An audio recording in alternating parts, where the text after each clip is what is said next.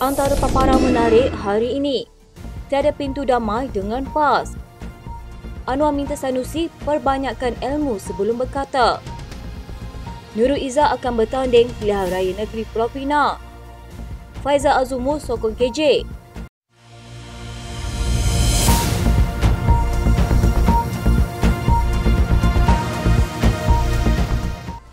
Timbalan Menteri di Jabatan Perdana Menteri Undang-Undang dan Reformasi Institusi Ram Kapal Singh berkata Pulau Pinang merupakan negeri yang berdaulat dalam Persekutuan Malaysia dan keabsahannya tidak boleh dipetikai.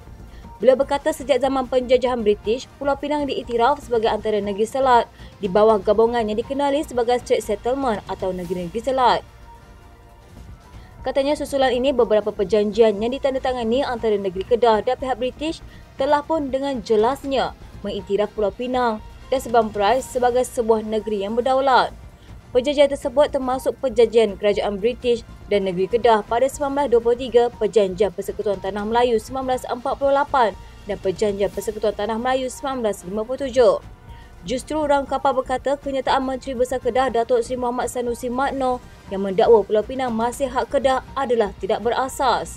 Sebelum ini Muhammad Sanusi dilapor berkata Kedah dan Pulau Pinang tidak ada sempadan kerana Pulau Pinang masih hak Kedah serta mendakwa Kedah hanya mempunyai sepadan dengan Perak dan Perlis.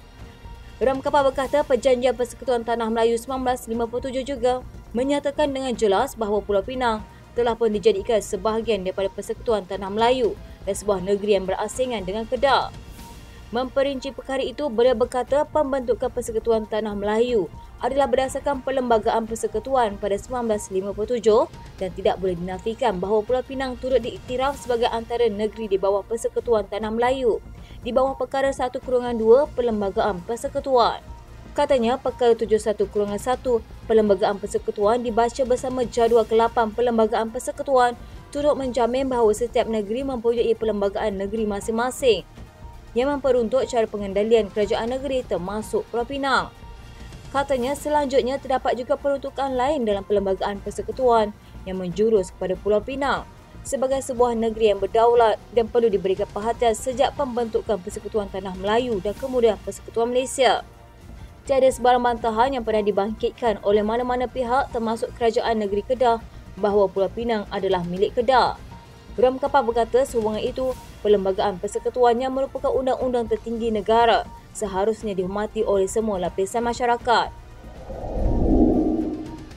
Kenyataan Presiden PAS Tan Sri Abdul Hadi Awang berhubung tawaran untuk parti itu menyertai kerajaan perpaduan sebagai mainan politik, kata Ahli Majlis Tertinggi UMNO Datuk Abdul Rahman Dahlan.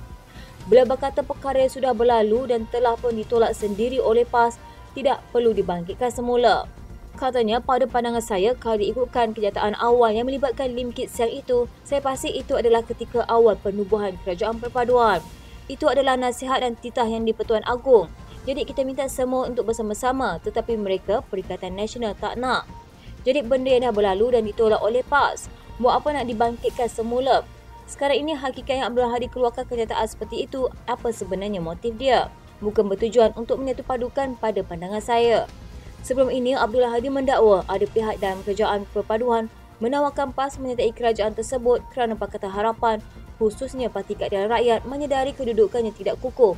Apatah lagi jumlah kerusi Melayu parti berkenaan tidak sebanyak PAS. Ada orang hubungi saya, berapa orang, ajak Kadi nak berjumpa dengan tawaran-tawaran supaya PAS menyertai kerajaan. Kerana jumlah PAS paling besar. PAS 43 kerusi. PKR apa sebenarnya 30 saja. 30.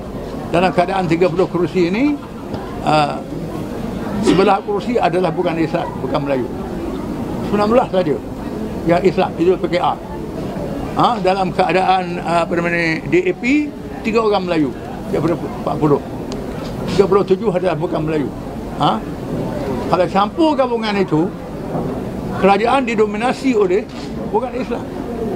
Dia nak ajak PAS. Dia PAS duduk di belakang, bukan duduk di depan. Bagaimanapun Presiden UMNO Datuk Seri Dr. Ahmad Zahid Hamidi menolak dakwaan Abdul Hadi itu. Kenyataan Ahmad Zahid itu diselah Ketua Penerangan PAS Pusat Khairil Nizam Khairuddin yang mendakwa hakikatnya bahawa pemimpin veteran DAP Lim Kit Siang terlebih dahulu menjemput PAS untuk menyertai kerajaan perpaduan. Dakwaan Menteri Besar Kedah Muhammad Sanusi Magno yang mendakwa Pulau Pinang masih hak Kedah sebagai tidak berasas bidas Perdana Menteri Datuk Seri Anwar Ibrahim. Anwar berkata sebagai seorang Menteri Besar, Muhammad Sanusi seharusnya terikat dengan aspek perundangan dan faham mengenai perlembagaan. Kadang-kadang bila seorang pemimpin dia berucap, dia kena faham perlembagaan. Dia kena faham perjanjian. Walaupun ada perjanjian negara itu setahun dulu, 1000 tahun dulu, dia ada perjanjian mutakhir Penubuhan Persekutuan Tanah Melayu, Malaysia, dan itu jelas. Saya nak ucap dari segi sandiwara politik soal lain, tapi sebagai seorang menteri besar, saya fikir wajar terikat dengan perundangan.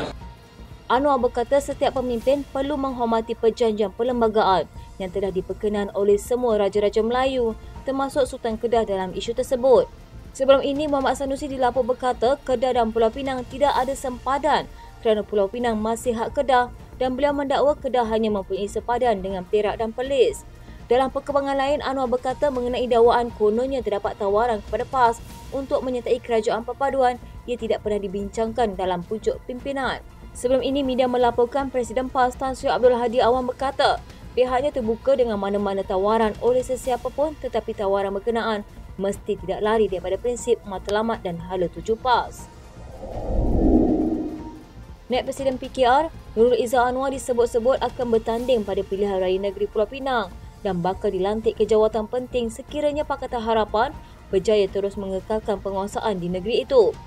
Penyertaan Nurul Izzah dalam pilihan raya negeri boleh meningkatkan peluang PKR untuk mengekalkan kursi dan membantu mendapatkan undi daripada golongan wanita.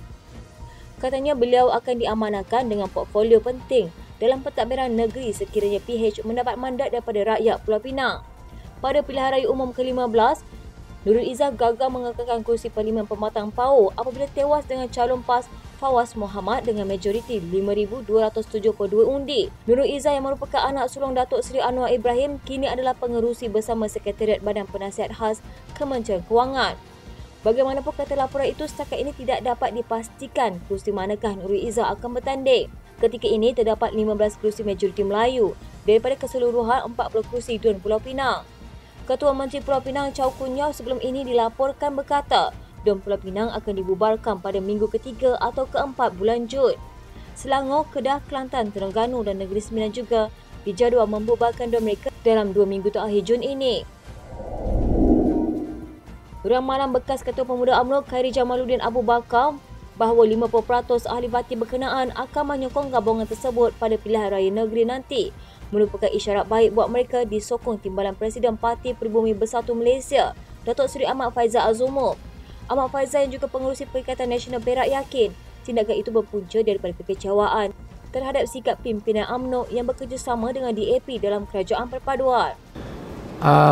Dan dalam masa yang sama kita juga telah membuat beberapa kajian dan kajian-kajian ini menunjukkan bahawa sokongan especially daripada orang Melayu kepada beralih kepada PN ini meningkat secara begitu mendadak sejak PRU yang ke-15.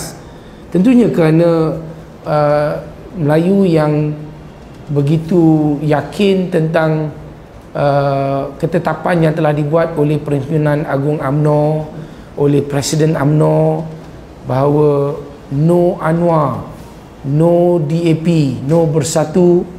Mereka benar-benar yakin dengan perkara itu, tetapi apabila selepas usai pilihan raya umum yang ke-15, suddenly they are together. Khairi Jamaluddin meramalkan UMNO akan hilang separuh sokongan undi Melayu pada PRN akan datang jika tidak menghapuskan persepsi buruk terhadap DAP yang didoktrin sekian lama. Bekas ahli Parlimen Rembau itu mendakwa pernyataan ahli Majlis Kerja Tertinggi UMNO, Datuk Seri Ahmad Maslan mengenai undi DAP adalah sensitif sehingga mencetuskan kemarahan dan penolakan dalam kalangan parti itu. Bagaimanapun kenyataannya itu dibidas ahli MKT UMNO Datuk Muhammad Razlan Muhammad Rafi kerana ia disifatkan sebagai sengaja mengapi-apikan orang ramai selain berniat untuk menghasut demi mencari populariti. Muhammad Razlan menyatakan sama ada betul atau tidak ramalan itu, ia perlu dilihat semasa PRN nanti. Beliau juga turut membangkitkan persoalan tentang dari mana Khairi Jamaluddin mendapatkan angka bagi membuat ramalan tersebut. Sekian rentasan malam di TV pada hari ini. Jangan lupa follow Facebook Malaysia Deadline dan YouTube Deadline TV. Dapatkan info terkini di Facebook serta YouTube di TV.